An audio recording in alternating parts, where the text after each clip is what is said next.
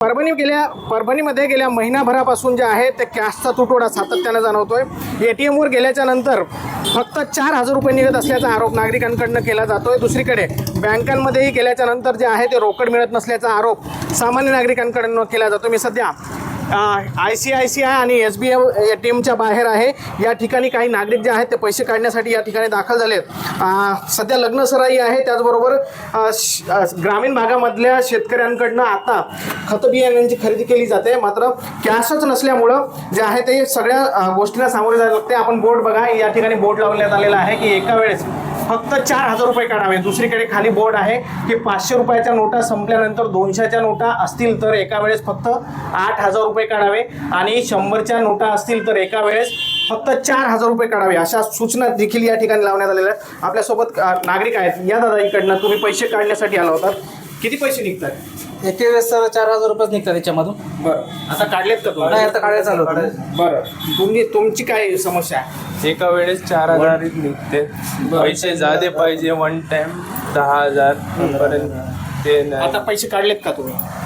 हो, काढले 4,000 पाहिजे। बरं, 4,000च्या वरची रक्कम निघत नाही। आपण स्वतः देखील या ठिकाणी रियालिटी चेक करणार आहोत। या ठिकाणी माझं बी ATM आहे ते या ठिकाणी टाकलेलं आहे। आपण बघताय की या ठिकाणी आता मी माझा पासवर्ड टाकतोय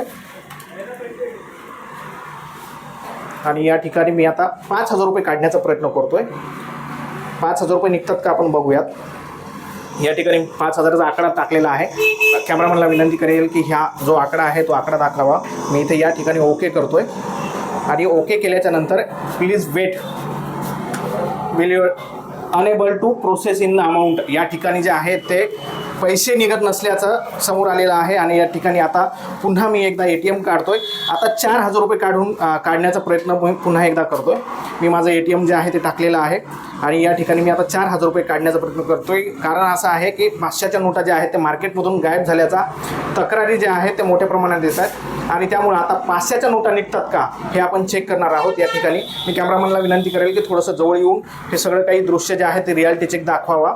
या ठिकाणी मी 4,000 रुपये टाकतोय आणि या ठिकाणी जे आहे ते आता ट्रान्झॅक्शन प्रोसेस जे आहे ते सुरू आहे। आणि या ठिकाणी आपण बघताय की आता कॅश जे आहे ते आता माझ्या हातामध्ये येणार आहे। प्रोसेसिंग सुरू आहे आणि अवघ्या काही मिनिटामध्ये ही कॅश माझ्या हातामध्ये येणार आहे। नेमक्या 500च्या नोटा गेल्यात कुठे असा देखील आरोप होतोय। 500च्या नोटा ATMमधून निघतात का हे आपण चेक करणार आहोत।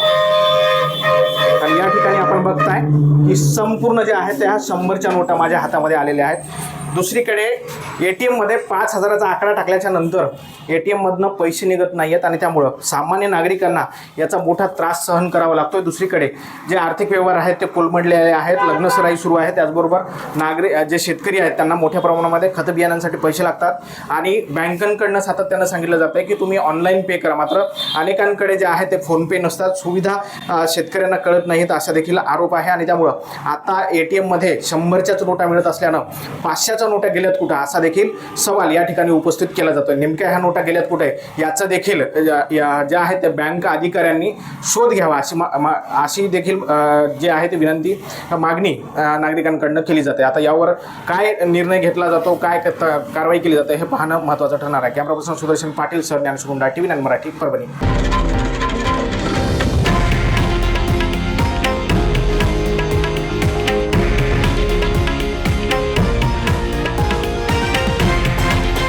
हे आहे देशातील नंबर 1 न्यूज नेटवर्क आणि आपण पाहत आहात TV9 मराठी, एकमेव।